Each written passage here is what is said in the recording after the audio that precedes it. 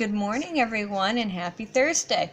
Starting this week, we're going to be having what's called Throwback Thursday, meaning we're going to review lessons that we've previously gone over to master our standards. So this Thursday, we're going to take another look at data. So repeat after me, data. Data is a collection of information used to better help us understand something. For example, you can see over here we have a pictograph. This helps us understand how much fruit was collected. You can also use a bar graph to collect information, see which has the most, the least, and what's in the middle. Today, our job is to look at the Common Core State Standard of being able to organize, represent, and interpret data in up to 3 categories by completing the following objective. Repeat after me. I will use clues to solve comparative story problems. Comparing, let's look at that word. So when I'm talking about comparing, I'm talking about how many more or how many fewer or less of something we have. So you can see here we have more marbles in this jar, but less marbles on this side here. Now, in order to solve our comparing problems, we need to complete 3 steps that I have up here. So these are my comparative problem steps. Number 1, in my story problem, I need to identify the first amount. Number 2, I need to decide, am I counting forwards or up or backwards? Finally, step 3, I need to set up and solve the number sentence. So how we are going to do this lesson is we're going to follow the I do, which is teacher, the we do, where we do one problem together, and finally you are going to do a you do, where you complete these steps all by yourself. So let's get ready. So here's my first story problem. Kate has 4 shells. Kevin has 3 more shells. How many shells does Kevin have? So I'll read one more time. Kate has 4 shells. Kevin has 3 more shells. How many shells does Kevin have? So first thing first, I see that I need to identify the first amount. And to help me get my information straight, what I'm going to do is I'm going to draw a chart. And this way, I can keep that information organized. So I'm going to draw my line right here. And then I'm going to draw a line down the middle. And I know we're talking about Kate. So I'll write her name. And we were talking about her friend Kevin. So I'm going to write Kevin.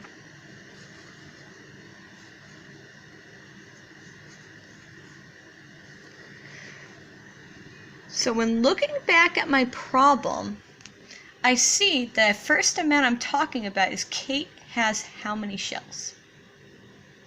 She has 4. So I'm going to go over here and I'm going to draw X's to stand for Kate's shells. 1, 2, 3, 4. So I did my first step, identified the first amount, which in this case was Kate had 4 shells.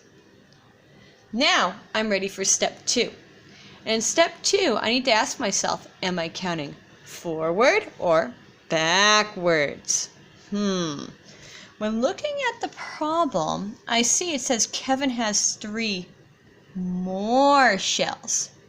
Because Kevin has more shells, I think I'm going to be counting forward. So how I can do this is, because I'm counting forward and it's addition, I'm going to go back to my chart, and I know that Kevin has more than 4. So I'm going to start by matching Kate's 4 over here. 1, 2, 3, 4. But I'm not done, because the problem told me Kevin had 3 more. So I'm going to draw a line here, and I'm going to draw 3 more X's. 1, 2, 3. All right, so it looks like I counted forward. Now, I'm ready for step 3, and that is I need to set up and solve the number sentence. So when looking at this, I like to break it into 2 parts. So I know when I matched Kate's amount, Kevin had how many X's? 1, 2, 3, 4. Okay, so my known amount was 4. So I'm going to write 4. Now, because Kevin had more, I'm going to put a plus sign. And let's see, how many more did I draw? Ready? 1, 2, 3. So I'm going to put 4 plus 3. Now, I can solve this problem in 2 ways. I can count my X's, or I can use my number line. So let's start by counting the X's. How many total X's does Kevin have? 1, 2, 3, 4, 5, 6, 7. Okay, so I got 7 when counting the X's. Now, I have a number line here. And I know that Kevin, we started out with 4. So I'm going to find my 4 right here. And I need to count on, because I drew how many X's underneath? 3. So let's count 3 more from 4. Ready? 1, 2, 3. And I still have my answer of 7. So what I'm going to do is I'm going to write my 7 right here. Wow. All right, that was kind of complex. You guys did a great job watching me complete our comparative problem steps of number 1, identifying that first amount in the problem. Number 2, asking myself, am I counting forward or backwards? And 3, setting up and solving the number sentence. Now, it's going to be time for us to try doing 1. So, how we are going to do it is I'm going to go to my computer again, and I'm going to hit escape. Because the reason I'm hitting escape is in your Google Classroom, you will have a paper entitled Guided Practice, where you will see the names Joe and Mark. This is the sheet that we are going to do together. So when you're on that, thumbs up. Alright, now I'm ready to go back to my slide to read you our problem about Joe and Mark. So let's go here. We're going to go to present. And here we go. So Joe has 8 toy cars. Mark has 3 less toy cars. How many toy cars does Mark have? I'll read one more time. Joe has 8 toy cars. Mark has 3 less toy cars. How many toy cars does Mark have? So now we need to go to our steps, where you need to first identify the first amount. So I'll show it right here. When you know the first amount, I want you to type it in the corner box.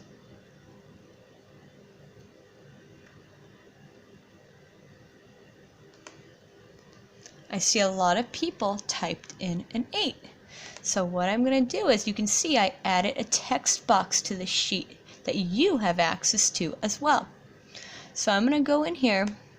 I'm going to make it nice and big for us. And I need to make 8 X's. So I'm going to go 1,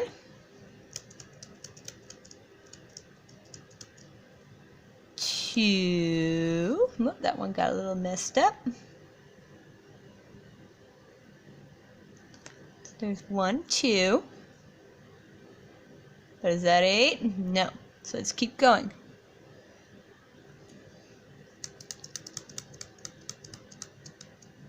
3.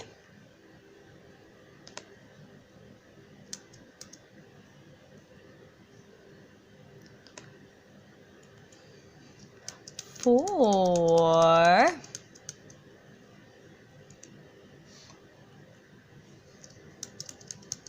5. Notice how I'm hitting enter with my finger to make it go down. Then after hitting enter, I'm hitting my space bar until it matches. So we have 1, 2, 3, 4, 5, 6,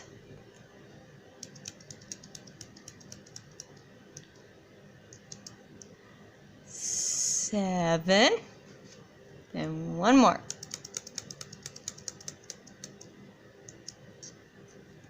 8. So there is Joe's 8.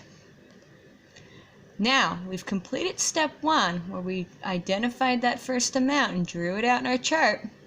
We're ready for step number 2, which is asking us, am I counting forwards or backwards?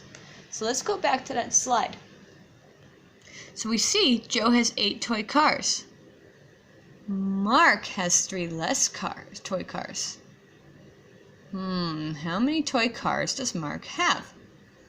Putting on your thinking caps, I want you to pick. Am I going to count forward if Mark has 3 less toy cars? Or am I going to go backwards? In other words, when looking at my number line, am I going to count on from the 8, going this way? Or am I going to count backwards from the 8? Choose your answer.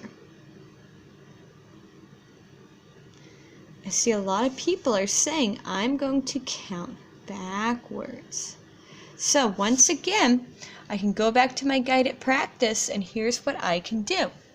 So I know that it said that Mark had 3 less. So I'm going to count 1, 2, 3.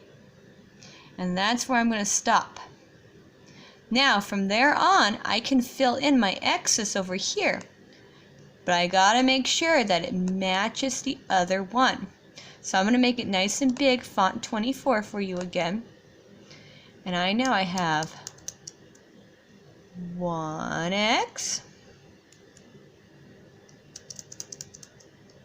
2X, because remember, I got to make sure I chop off those 3.